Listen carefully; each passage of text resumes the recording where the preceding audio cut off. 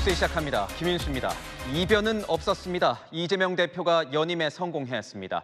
총 득표율 85.4%로 압도적 1위를 기록했습니다.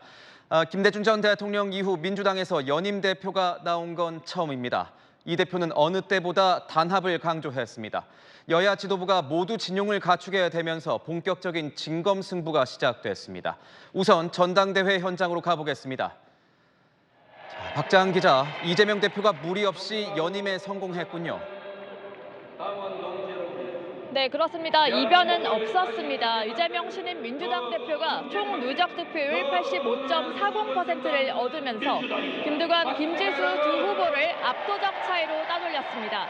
2년 전이었죠. 직전 전당대회에서 본인 자신이 기록했던 77.77%의 득표율을 뛰어넘으면서 이재명 2기 체제를 완성했습니다. 이 대표 조금 전 결과 발표 이후 당대표직 수락연설까지 진행하고 있습니다. 지금 수락연설에서는 하나의 민주당을 강조하고 있는데요. 거대한 불의와 민생 고통 앞에서 내부의 작은 차이는 천지간의 먼지에 불과하다고 했습니다. 아무래도 전당대회 기간에 불거진 여러 갈등들을 이제는 봉합하겠다는 취지로 해석됩니다. 앞서 결과 발표 전 진행된 후보자 신분에서의 정견 발표에서도 이 대표는 동지라는 표현으로 단합을 강조했습니다. 노동 존중 사회. 앞뒤 좌우에 있는 동지들과 악수하면서 이렇게 한번 인사해 주십시오. 반갑습니다, 동지. 수고하셨습니다, 동지. 힘을 냅시다, 동지.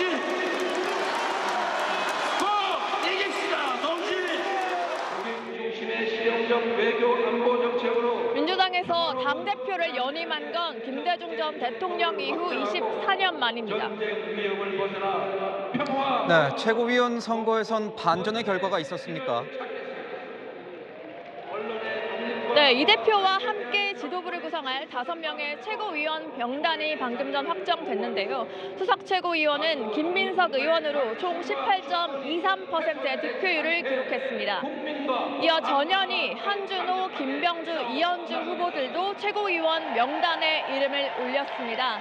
하지만 특히 이른바 명파리 발언 등으로 전당대회 기간 친명계와 날을 세워온 정봉주 후보의 지도부 입성 여부가 관심이었는데 어제 누적 순위 3위까지 밀렸었는데요. 오늘 최종 6위로 마무리하면서 5위까지 입성할 수 있는 지도부 명단에 이름을 올리지 못하게 됐습니다.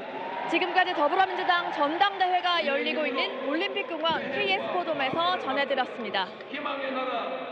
오늘 민주당 전당대회는 앞으로 이재명 지도부 시즌2가 어떤 방향으로 나가게 될지 이 가늠해 볼 수 있는 자리였습니다. 최고위원 후보들은 저마다 명심을 강조하면서 표심을 호소했습니다. 반면 친명 마케팅을 비판하는 목소리엔 야유가 쏟아졌고 이런 분위기는 실제 선거 결과에 반영됐습니다. 이상원 기자입니다. 민주당 전당대회 마지막 날 최고위원 후보들 상당수가 이재명 대통령을 만들자며 그 적임자를 자처했습니다.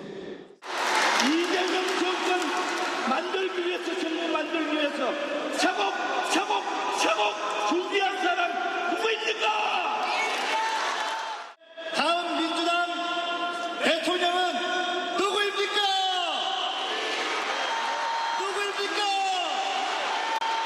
이재명 대통령을 만드는 그 문을 활짝 열어 제낄 수 있도록 도와주십시오. 윤석열 정권을 향한 수위 높은 발언들도 경쟁하듯 쏟아졌습니다. 윤석열 검찰 독재 정권을 박살내고 싶으십니까? 이 무도하고 무식한 윤석열 정권을 끝장내고 새로운 정권을 수립하고 정봉주 후보가 이른바 친명 마케팅을 또 한 번 비판하고 나섰지만 일부 당원들의 야유가 쏟아졌습니다. 호가 오이하면서 권력 노름하는 극소수 몇몇 인사들을 그대로 두면 민주당의 미래도 없고 정권 탈환도 어려워질 것이라는 절박한 위기감을 느꼈습니다. 그래서 문제를 끄집어낸 것입니다, 여러분.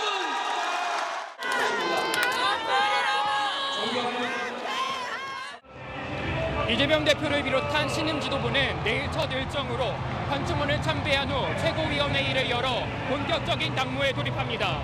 채널A 뉴스 이상원입니다.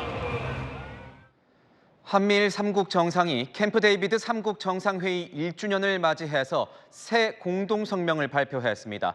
바이든 대통령과 기시다 총리가 최근 재선 도전을 포기했지만 3국이 자국 정치 상황과 관계없이 앞으로 굳건히 협력할 뜻임을 재확인한 겁니다.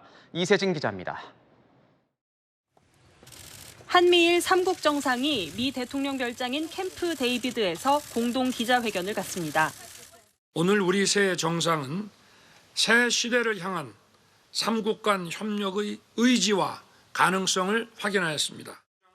그리고 이 기자회견 1년 뒤인 오늘 새 정상은 공동 성명을 통해 3국 협력을 재차 강조했습니다. 캠프 데이비드에서 수립한 원칙은 전례 없는 협력 로드맵이 되고 있다면서 3국 협력은 필수 불가결하며 번영하는 미래 토대를 마련할 것이란 흔들리지 않는 믿음을 갖고 있다고 밝힌 겁니다. 대통령실은 캠프 데이비드 정상회의 후 3국 협력이 전례 없는 수준으로 발전했다고 평가했습니다. 한반도, 인태 지역뿐만 아니라 글로벌 영역으로 확장해 나가면서 세계가 직면한 도전을 3국이 함께 극복하고 바이든 대통령과 기시다 총리는 모두 재선을 포기한 상황입니다. 때문에 오늘 공동성명은 3국의 국내 정치 상황과 무관하게 한미일 협력이 공고하다는 점을 분명히 하려는 의도로 풀이됩니다. 대통령실 고위 관계자도 미일 지도부 교체와 관계없이 캠프 데이비드에 대한 지지는 확고하다고 말했습니다.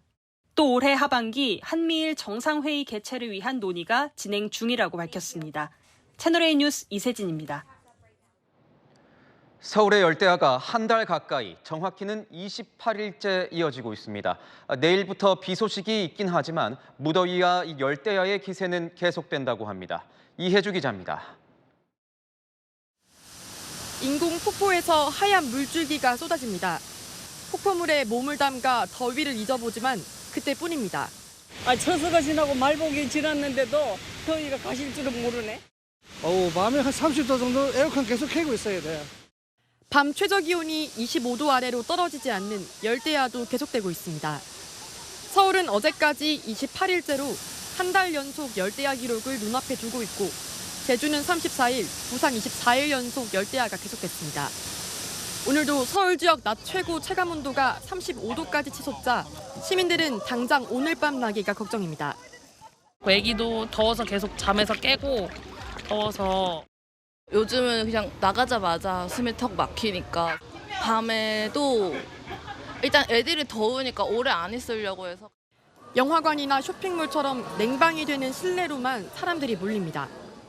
밖에 너무 더워가지고 짜증나요. 그냥 가만히 있어도 땀이 막 나고. 기상청은 서울과 인천은 오는 28일까지도 무더위와 열대야가 이어질 걸로 전망했습니다. 열대저압부에 의해서 강수가 있겠고 강수와 함께 남쪽에서 따뜻하고 수분한 공기가 북상을 하면서 계속 폭염은 이어지겠는데요. 기상청은 비가 온 뒤 경기 파주, 수원 등 수도권 일부 지역은 최저 기온이 25도 아래로 떨어지는 곳이 있겠다고 예보했습니다. 채널A 뉴스 이혜주입니다. 에어컨 없이는 하루도 견디기 힘든 요즘입니다. 전력 수요도 역대 최대치를 기록 중입니다. 전기 씀씀이가 커진 탓에 전기세 폭탄을 맞은 가구도 많습니다. 김재혁 기자가 취재했습니다. 폭염이 이어지던 지난 12일 전력 총수요는 100기가와트를 넘어서며 역대 최대치를 돌파했습니다. 100기가와트는 원전 100기를 돌려야 감당할 수 있는 전력량입니다. 폭염과 열대야로 에어컨 사용량이 늘면서 전기요금 폭탄을 걱정하는 목소리도 높아지고 있습니다. 가수 백지영 씨는 자신의 개인 방송 채널에 이달 들어 약 일주일 만에 71만 원이 나왔다며 에어컨을 다 끄라는 내용의 영상을 올렸습니다. 각종 온라인 커뮤니티에서도 올 여름은 전기료 폭탄을 맞겠다 등의 걱정글이 올라왔습니다. 2개 틀고 해도 애가 더워하니까 전기세가 얼마나 나올지를 부담될 수도 있을 것 같아요. 관리비가 좀 더 많이 나오기는 하겠죠. 감수해야 된다고 생각하고 있습니다. 한국전력공사는 7, 8월 여름철에 한시적으로 전기요금 누진제 구간을 확대 적용하는 만큼 일반 가정의 경우 전기요금이 급격하게 늘어나지는 않을 것으로 보고 있습니다. 한전에 따르면 4인 가구 여름철 평균 전기요금은 7만 7천 원이며 시스템 에어컨을 하루 7.7시간 사용할 경우 12만 2천 원까지 올라갑니다. 하지만 폭염이 닥친 지난 2018년 여름에도 누진제가 완화됐지만 전기요금 폭탄을 맞은 가정이 속출한 바 있어 주의가 필요하다는 지적입니다. 채널A 뉴스 김재영입니다. 요즘엔 해가 떨어져도 열대야 기준인 25도를 훌쩍 넘어서 30도를 웃도는 날도 적지 않습니다. 어젯밤에 열린 한 달리기 대회에서 참가자 수십 명이 무더위에 탈진하는 사고가 발생했습니다. 권경문 기자의 보도입니다. 달리기 대회 참가자들 사이로 구급차가 경광등을 번쩍이며 들어옵니다. 바닥에 쓰러진 참가자를 급히 병원으로 옮기려는 겁니다. 가까운 곳으로 가게 주세요. 지금 이게 중요한 게 아니에요. 어제 경기 하남시 미사리 조정경기장 일대에서 열린 야간 달리기 대회에서 참가자 수십 명이 탈진 등 온열 질환 증세가 나타난 겁니다. 소방당국에는 경기 시작 40분 뒤부터 신고 38건이 잇따라 접수됐습니다. 탈진자 28명 중 19명은 의식 저하 증세로 병원으로 옮겨졌고 나머지도 현장에서 응급조치를 받았습니다. 온열 환자가 집단 발생하자 소방당국은 밤 11시까지 대응 1단계를 발령했습니다. 참가자들은 어제 오후 7시 이곳을 출발해 각각 5km와 10km 코스를 달렸는데요. 당시 하남 지역 기온은 30.1도였습니다. 참가자들은 행사 규모에 비해 폭염 대비 등 운영이 부실했다고 지적합니다. 사람들과의 간격도 너무 좁았기 때문에 더 덥게 느껴졌던 것 같아요. 물을 깔아놓는 그 종이컵의 개수면 10,000명 대회 규모 치고는 너무 부족했다고. 밤에 뛰어야 되는데 이게 전반적으로 좀 너무 어두웠고 이렇게 많이 사람들이 픽픽 쓰러지는 걸 처음 봤어요. 결국 9시 반까지 예정됐던 대회는 조기에 종료됐습니다.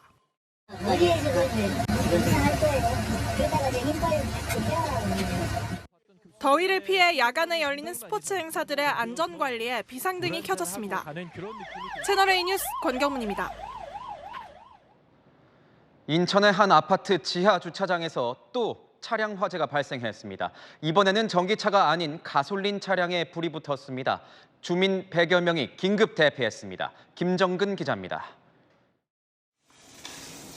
까맣게 탄 차량 위로 물줄기가 분사됩니다. 불이 난 차량은 보닛 부분이 완전히 타버렸지만 다행히 주변 차량으로 옮겨붙진 않았습니다. 인천 송도 아파트 지하주차장 차량에서 불이 난 건 어제 오후 7시 20분쯤. 1시간 전쯤 주차장에 세워둔 국내 자동차 제조회사 휘발유 차량에서 연기가 나기 시작한 겁니다. 입주민 100여 명은 긴급 대피했습니다.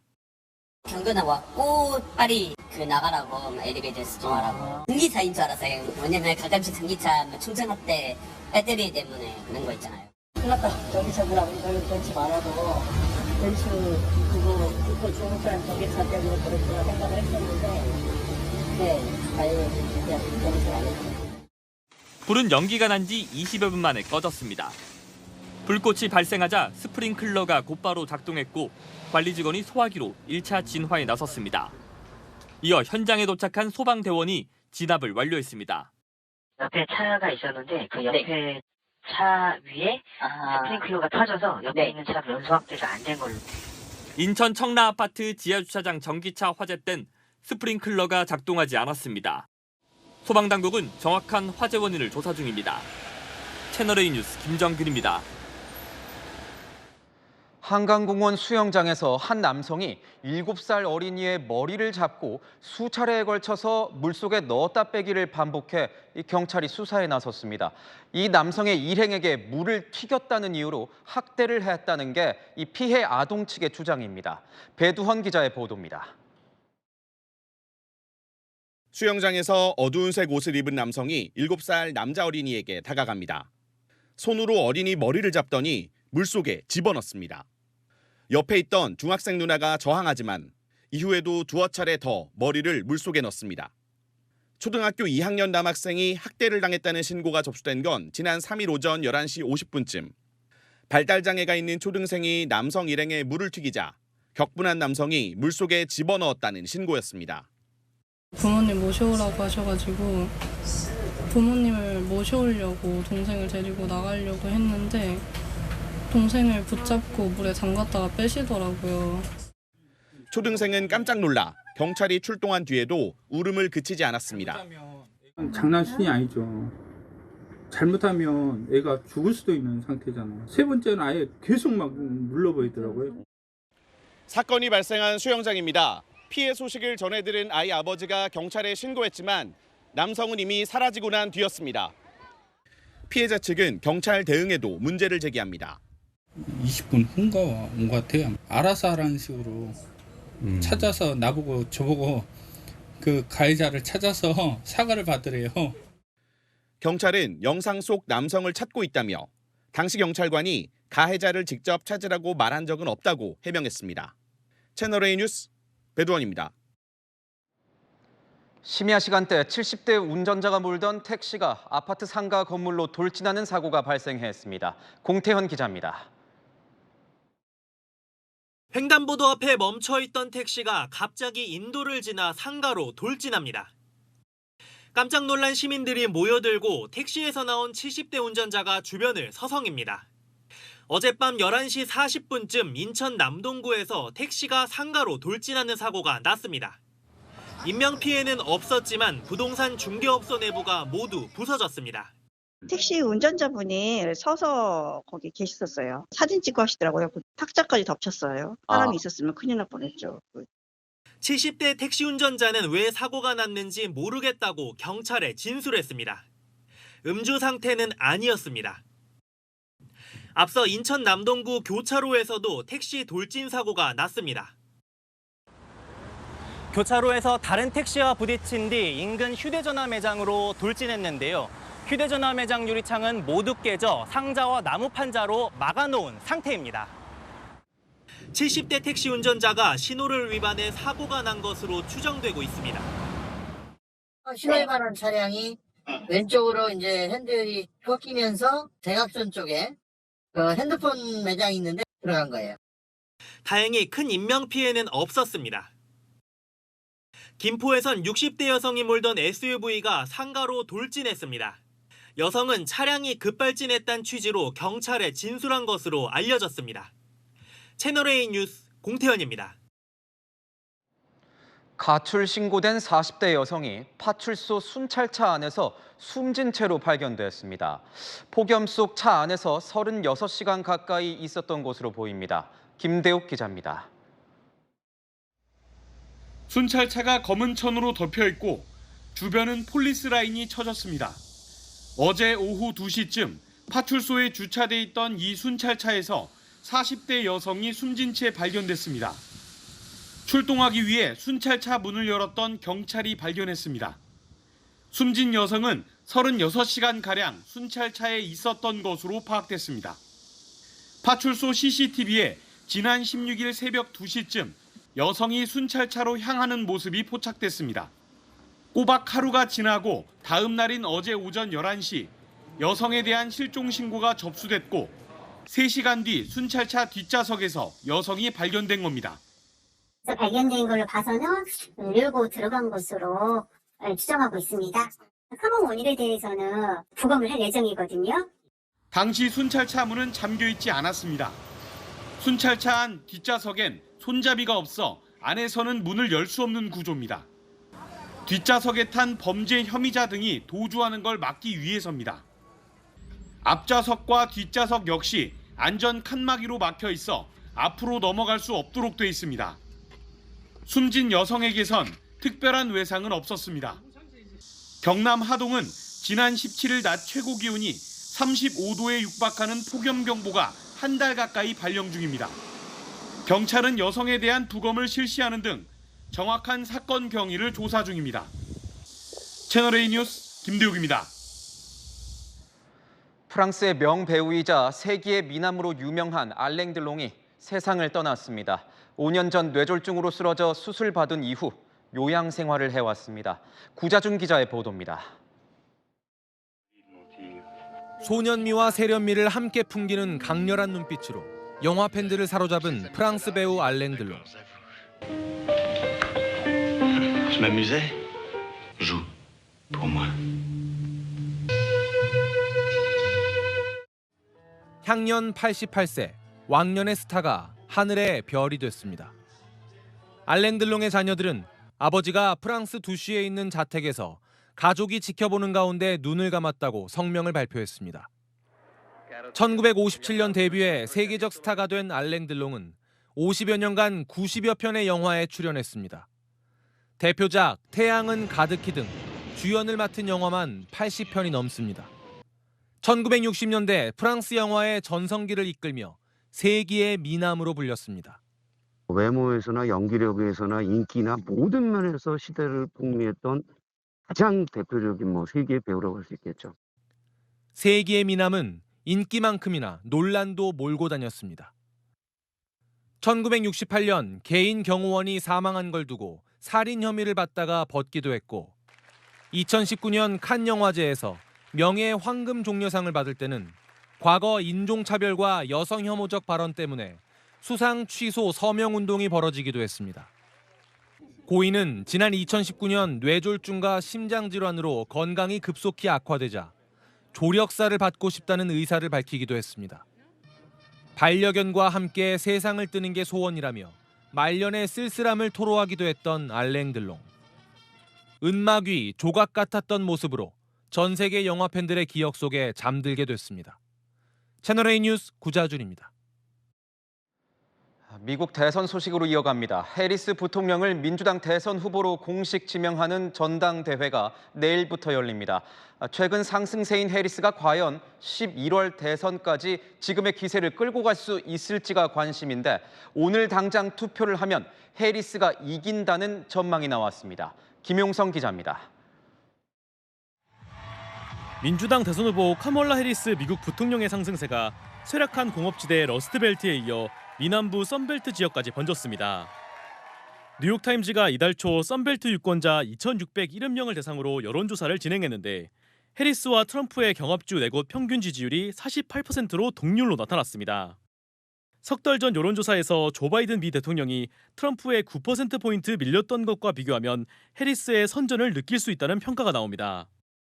지역별 지지율에서도 해리스는 애리조나와 노스캐롤라이나 두 곳에서 우위를 나타냈습니다. 이 중 노스캐롤라이나는 2020년 대선 당시 7개 경합주 중 트럼프가 유일하게 승리한 곳이기도 합니다. 이번 조사에 대해 뉴욕타임즈는 해리스의 지지율이 2020년 대선 당시 바이든 수준까지 올라왔다고 보도했습니다. So I thank you, North Carolina. We're going to get this done. And with your help, God bless you and God bless the United States of America. 워싱턴 포스트는 해리스가 미 대선의 지형을 바꿨다며 만약 11월 대선이 오늘 열리면 해리스가 승리할 가능성이 높다고 평가했습니다. 전체적인 득표수는 트럼프가 더 많을지 몰라도 승리한 주의 선거인단 표를 모두 독식하는 미국 선거 특성을 감안하면 현재 우위인주가 많은 해리스가 유리하다는 겁니다. 해리스 캠프는 현지 시각 내일부터 나흘간 시카고에서 열리는 민주당 전당대회를 통해 상승세를 계속 이어나갈 것으로 보입니다. 채널A 뉴스 김용성입니다. 독일에선 놀이기구 화재 사고가 발생했습니다. 대관람차에 불이 붙은 건데 20명 넘게 다쳤습니다. 최수연 기자입니다. 빼곡히 모인 사람들 뒤편으로 불길에 휩싸인 관람차가 보입니다. 관람차에서 내뿜는 검은 연기는 하늘을 뒤덮었습니다. 현지 시각 어제 독일 동부의 도시 라이프치히 인근에서 열린 음악축제의 관람차에서 화재가 발생했습니다. 현지 보도에 따르면 축제가 한창이던 오후 9시쯤 관람차 곤돌라 한 대에서 불이 치솟기 시작했고 불길이 빠르게 옆 곤돌라로 옮겨 붙은 것으로 알려졌습니다. 현지 경찰은 이 불로 4명이 화상을 입었고 1명이 추락해 다치는 등 최소 20명이 부상을 입었다고 밝혔습니다. 연기를 흡입한 10여 명은 화재 직후 인근 병원으로 옮겨졌는데 부상자 중에는 경찰관 4명과 소방관도 포함된 것으로 알려졌습니다. 화재 진압을 위해 헬기도 동원됐습니다. 불이 난 2대의 관람차는 전소됐습니다. 화재 당시 무대에서 공연 중이던 독일의 가수는 SNS에 관람객들의 동요를 막기 위해 공연을 중단하면 안 된다는 요구를 받았었다며 침착하게 있어준 팬들에게 감사하다는 입장을 밝혔습니다. 화재 원인은 아직 밝혀지지 않은 가운데 현지 경찰은 화재 현장을 폐쇄하고 현장 감식을 진행 중입니다. 채널A 뉴스 최수연입니다. 중국의 한 도로에서 연쇄 폭발 사고가 발생했습니다. 맨홀 뚜껑이 순식간에 하늘로 솟구쳤고 도로는 주저앉았습니다. 베이징 이윤상 특파원이 전합니다. 어제 오전 중국 랴오닝성의 한 도로. 달리는 차량 오른쪽 맨홀이 미사일을 맞은 것처럼 갑자기 터집니다. 이어 도로 옆 6군데가 동시에 터졌고 연기가 뿜어져 나옵니다. 주변에는 정체 모를 검은색 파편이 우수수 떨어지고 공중으로 날아갔던 철제 맨홀 뚜껑은 달리는 차량 옆에 아슬아슬하게 떨어집니다. 도로 옆 노점상들은 황급히 자리를 옮깁니다. 갑작스런 폭발로 도로는 종잇장처럼 뒤틀리고 아스팔트는 마치 지진이라도 난 것처럼 수십 미터에 걸쳐 주저앉았습니다.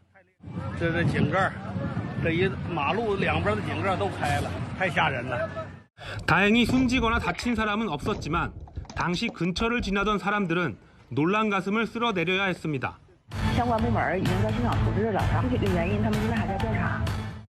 정확한 사고 원인은 아직 밝혀지지 않은 가운데 중국 현지에선 맨홀 내부에 오물이 쌓여 메탄가스가 폭발했거나 지하 가스관에 문제가 있었을 것이라는 관측이 제기되고 있습니다.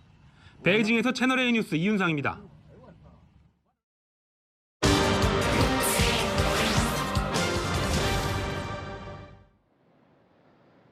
잇따른 전기차 화재로 전기차 포비아가 확산되고 있습니다. 안전성 논란에 다른 나라들도 이 부랴부랴 대책을 세우고 있습니다. 세계를 보다 송진섭 기자입니다. 인도의 실리콘밸리로 불리는 벵갈루루. 길에 주차돼 있던 소형 전기자동차가 폭발해 거리가 화염에 휩싸였습니다. 활활 타오르는 가운데서도 차량 밑부분에서 추가 폭발이 일어나 불꽃이 터져 나옵니다.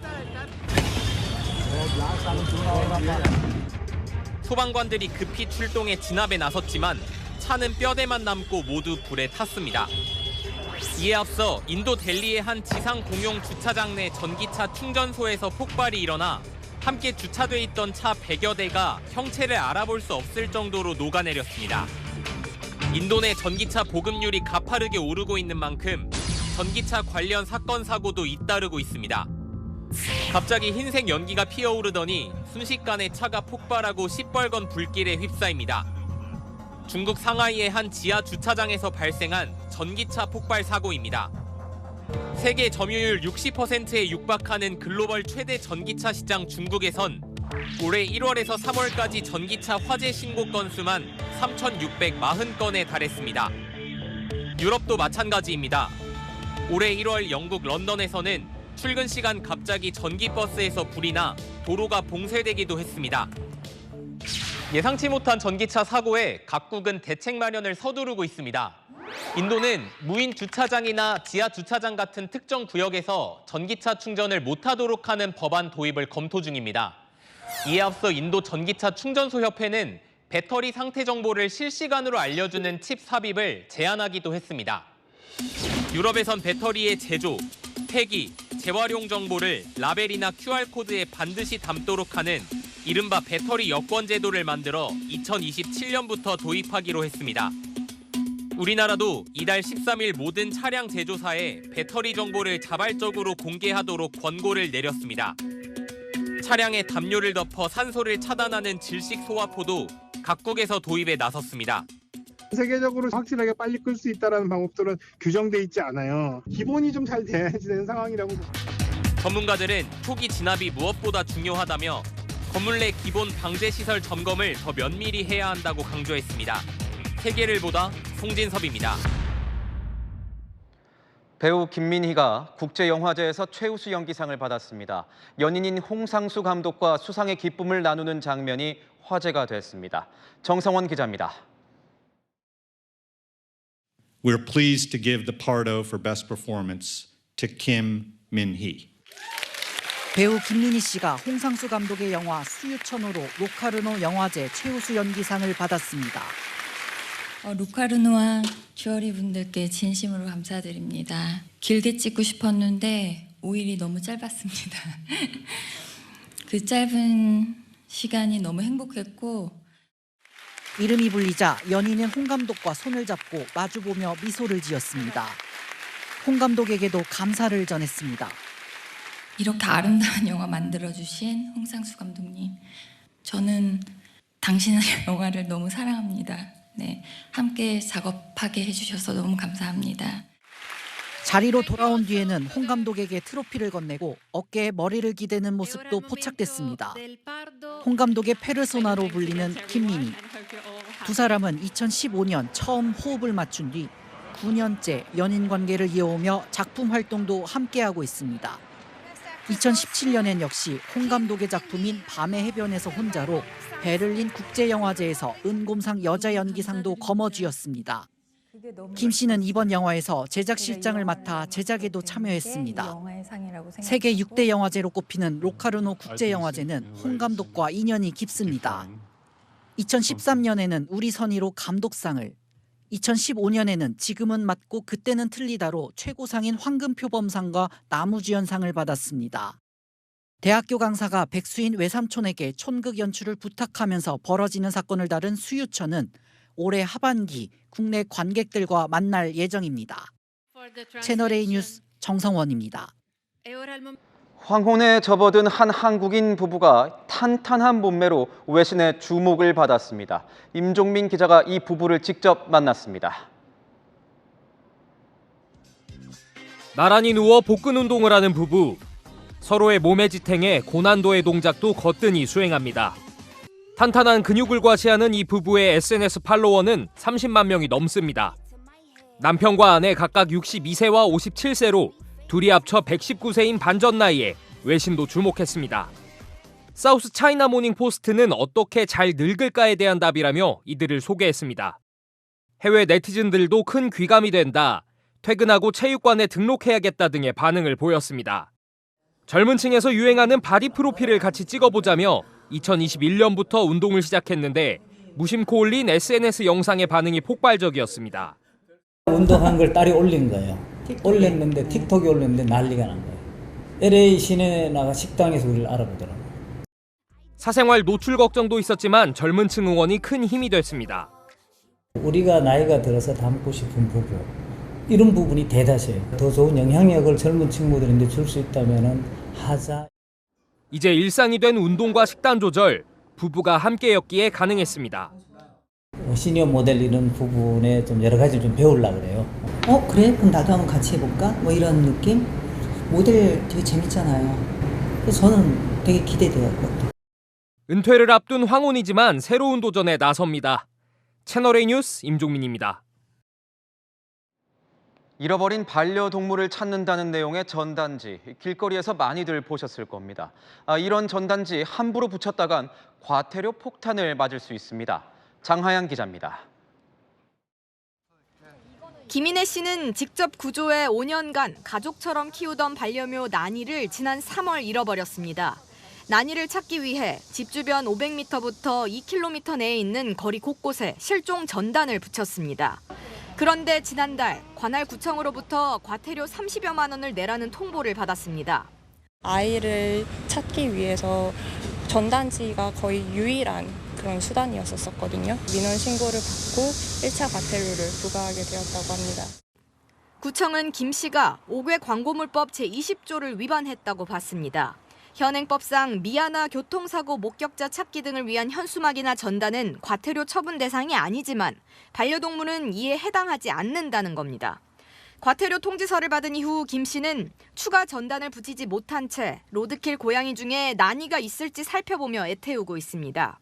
가족이 없어졌다는 것에 대해서 일단 1차적으로 가장 큰 충격이었었는데 이제 가족을 찾기 위한 그런 활동도 막혀 있다. 가장 중요한 활동이 제한이 되어 있다 보니까 실종 아동은 되고 반려동물은 안 된다는 현행법을 두고 시민 의견은 갈립니다. 법령을 어기면 안 되지만 요즘 같은 세상에 반려동물도 가족만큼 소중한 존재니까 입법적으로 좀 시정이 돼야 하지 않을까. 허가가 안 나오는 그것에 갖다 불법적으로 부착해버리면 그게 바로 손해배상도. 주무부처인 행안부는 관련법 개정 없이는 과태료 처분이 불가피하다고 말했습니다. 반려동물을 키우는 인구가 1,000만을 넘어선 만큼 그에 걸맞은 법률 검토도 필요하다는 지적이 나옵니다. 채널A 뉴스 장하얀입니다. 금감원이 우리은행에 대한 제재 검토에 착수했습니다. 최근 문제가 된 전임 회장 친인척 부정대출 사건의 책임을 묻겠다는 겁니다. 우리금융지주까지 제재를 받을 수 있어서 그룹에도 빨간불이 켜졌습니다. 유찬 기자입니다. 금감원이 손태승 전 우리금융지주회장 친인척의 350억 원 부적정 대출과 관련해 제재를 위한 법률 검토에 들어갔습니다. 금감원은 대출 집행에 연루된 임직원들뿐 아니라 우리은행 차원의 관리 실패로 볼 수 있는지를 살펴보고 있습니다. 관리 실패가 확인될 경우 금감원은 경고와 업무 정지, 인가 취소 등의 제재를 내릴 수 있습니다. 금융지주 차원에서 영향력을 행사해 우리은행이 법을 위반한 경우 우리금융에 대한 기관 제재도 가능합니다. 우리은행은 지난 1년간 금융위, 금감원으로부터 6차례 기관 제재를 받았고 같은 기간 우리금융 역시 한 차례 제재를 받았습니다. 제재가 현실화될 경우 우리금융과 우리은행의 신사업 추진에 차질이 생길 수 있습니다. 기간 경고를 받은 기간 동안 일정 기간 안에 신사업에 새로운 사업에 진출을 못하고 사건을 인수도 못하게 돼 있거든요. 우리금융은 보험사 인수합병 추진 중이고 우리은행은 현재 제4 인터넷뱅크 설립 컨소시엄의 투자자로 참여 중입니다. 우리금융 측은 조사가 진행 중인 사안이라며 제재 여부가 미칠 파장은 아직 알 수 없다고 했습니다. 채널A 뉴스 유찬입니다. 네, 정치부 김유빈 기자와 열왕야랑 시작하겠습니다. 첫 번째 주제 보겠습니다. 어디에서 편지가 왔습니까? 네, 바로 양산입니다. 문재인 전 대통령이 민주당 전당대회를 축하하는 영상 편지를 보냈는데요. 축제의장인 전당대회장에 뭔가 뼈 있는 듯한 편지가 온 겁니다.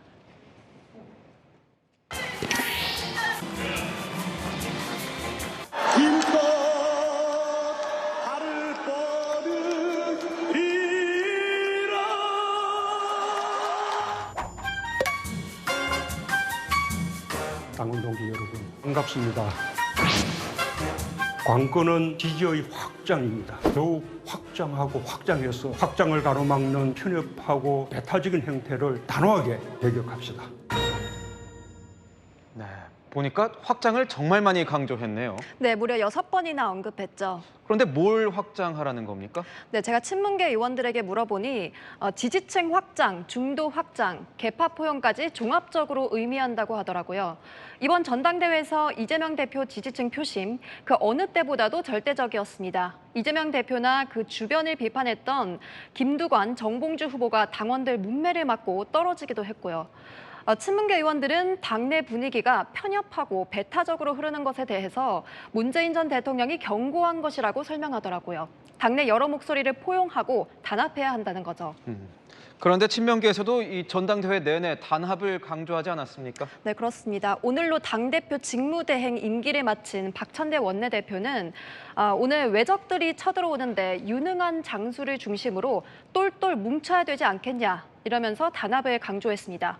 그런데 친문, 친명 양쪽에 언급하는 단합이 단어는 같지만 의미가 좀 다른가 싶기도 합니다. 친문의 단합이 당내 여러 계파에 대한 포용을 의미한다면 친명의 단합은 똘똘 뭉쳐서 이재명 대표를 지키자, 정권과 맞서 싸우자는 의미로 해석됩니다. 네, 두 번째 주제 보겠습니다. 일본의 마음, 김태호 국가안보실 1차장의 발언입니까? 네, 김태호 국가안보실 1차장이 최근 한 언론 방송에서 이 발언으로 시끌시끌합니다.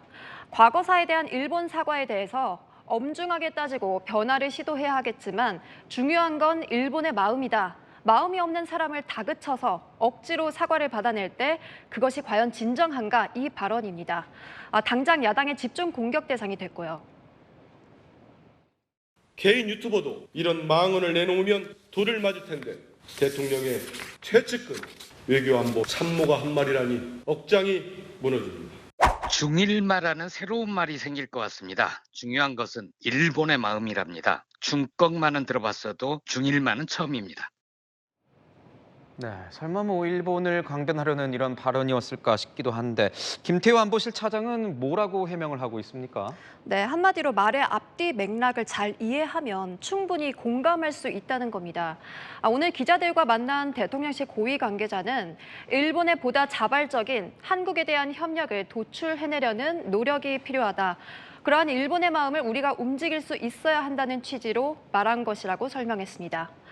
과거사 문제도 분명 노력하고 있다면서 다만 지금의 한일 관계에서 여러 기회 요인들도 분명하니 자발적으로 일본이 움직이도록 하는 게 중요하다는 취지 같은데요. 말을 오해한 건지 말 실수인 건지 어쨌든 국민들은 판단을 할 겁니다. 다만 국민들의 오해를 사지 않도록 공직자의 말의 무게도 분명히 생각해봐야겠죠. 네, 지금까지 여랑야랑이었습니다. 올 시즌 프로야구에서 호랑이 엉덩이의 저주가 회자되고 있습니다. 1위 기아 타이거즈를 잡기 위해서 2위 팀이 도전장을 내밀었다가 다들 패배하고 하위권으로 처지고 있는 겁니다. 장치혁 기자입니다. 김도영의 큼지막한 타구가 가운데 담장을 훌쩍 넘어갑니다. 비거리 135m짜리 대형 만루 홈런이 터지면서 승부는 일찌감치 기아 쪽으로 기울었습니다. 선두 기아가 이틀 연속 2위 LG의 추격을 따돌렸습니다. 유독 이번 시리즈는 중요한 걸 선수 모두가 알다시피 준비를 했기 때문에 지금 더 긴장감 있게 경기를 하고 그래서 좀 좋은 결과가 있습니다. 기아가 정규 시즌 독주 체제를 굳혀가고 있습니다. 비결은 2위와의 맞대결에서 거둔 압도적인 승률입니다. 올 시즌 16승 3패, 승률 8할이 넘습니다. 시즌 초반 기아는 NC와 두산의 도전을 막아냈습니다. 특히 NC는 연거푸 선두 도전에 실패한 뒤 하위권으로 처지고 말았습니다. 6월부턴 LG와 삼성의 공세가 거셌지만 기아는 2위 팀만 만나면 더 힘을 냈습니다. 6월 20일 LG전을 시작으로 8연승을 달리고 있습니다. 특히 1, 2위 대결이 가장 잦았던 LG를 상대로 압도적인 승률을 자랑합니다. 기아는 2위 삼성과의 간격을 5.5경기 차로 벌렸습니다. 반면 2위와 4위는 2경기 차에 불과합니다. LG가 이번에도 2연패를 당하며 3위로 떨어진 것처럼 선두 추격 그룹이 번갈아 공세에 나서지만 기아와의 간격은 좁혀지지 않고 있습니다. 채널A 뉴스 장치혁입니다. 오늘 서울이 33.9도, 청주가 35.5도를 보이며 더위의 기세가 만만치 않았는데요. 폭염특보도 한 달 가까이 이어지고 있습니다. 이번 한 주도 밤에는 25도를 웃도는 열대야와 체감 35도 안팎의 무더위는 여전하겠습니다. 내일 하늘은 가끔 구름만 많은데요. 높은 기온 때문에 불안정한 대기로 오늘 밤까지 소나기가 잦습니다. 내일 오후에도 내륙 곳곳에 소나기가 지납니다. 내일 아침 서울은 27도로 시작하는데요. 열대야가 계속 이어질 것으로 보여서 역대 최장 기록은 계속 경신되겠습니다. 한낮에는 35도 안팎의 폭염이 계속됩니다. 다음 주 화요일부터 서서히 목요일까지 전국에 비가 내리는데요. 내렸다 그치기를 반복하며 더위를 식혀주기는 어렵겠습니다. 날씨였습니다. 한미일 정상이 3국 협력에 대한 의지를 재차 확인했습니다. 북러가 밀착하는 상황에서 한미일 공조는 필수입니다. 미일 정상이 교체되는 등 각종 변수에도 협력 체계가 흔들려서는 안 됩니다. 마침표 찍겠습니다. 흔들림 없는 협력, 뉴스에이 마칩니다. 고맙습니다.